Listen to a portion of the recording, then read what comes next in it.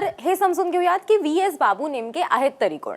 व्ही.एस. बाबू यांनी आपल्या राजकीय कारकिर्दीची सुरुवात स्टॅलिन यांच्या डीएमके पक्षातच केली होती आणि पक्षाच्या विविध पदांवरून प्रगती करत करत ते उत्तर चेन्नई जिल्ह्याचे सचिव म्हणजेच डिस्ट्रिक्ट सेक्रेटरी जे आहेत ते झालेले होते. विविध अहवालांनुसार चेन्नईच्या शहरी राजकारणात त्यांनी एक अत्यंत विश्वासार्ह नाव म्हणून आपली ओळख निर्माण केली होती.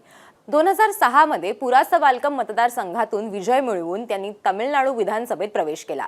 जेव्हा स्टॅलिन यांनी आपला मतदारसंघ 1000 लाईट्स वरून कोलातूर इथे त्यांनी शिफ्ट व्हायचं ठरवलं, जे 2011 मध्ये होतं, तेव्हा बाबू हेच त्यांचे कॅम्पेन मॅनेजर होते.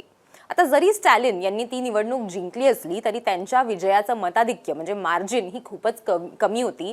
ती किती होती तर 2734 मतं.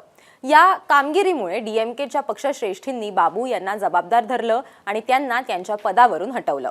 त्यांच्या जागी त्यांनी पी.के. शेखर बाबू यांची नियुक्ती केलेली होती त्यावेळेला.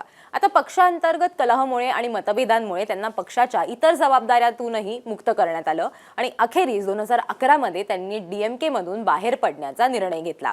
त्यानंतर 2026च्या निवडणुकांसाठी राजकीय पक्षाची निवड करण्यापूर्वी त्यांनी काही काळासाठी AIADMK पक्षाची त्यांचे जे संबंध आहेत तेही नीट केलेले होते आणि त्यांचीही साथ दिलेली होती. पण फेब्रुवारी 2026 मध्ये त्यांनी विजय यांच्या TVK पक्षात प्रवेश केला. आता किती मतांनी पराभव झाला MK स्टॅलिन यांचा, तर या एकूण त्यांच्या मतदारसंघात आपण जर बघितलं तर MK स्टॅलिन होते, त्यांना होते 74,202 मतं आणि दुसरीकडे व्ही.एस. बाबू होते ज्यांना 82,997 मतं मिळालेली होती. म्हणजे 8,795 मतांनी त्या मार्जिननी त्यांनी विजय मिळवलेला होता. तर दुसरीकडे AIADMK यांचं 18,430 मतं त्यांना मिळालेली होती. आता व्ही.एस. बाबूंनी 8,795 ची मार्जिन जी आहे ती मिळवत MK स्टॅलिन यांना हरवलं.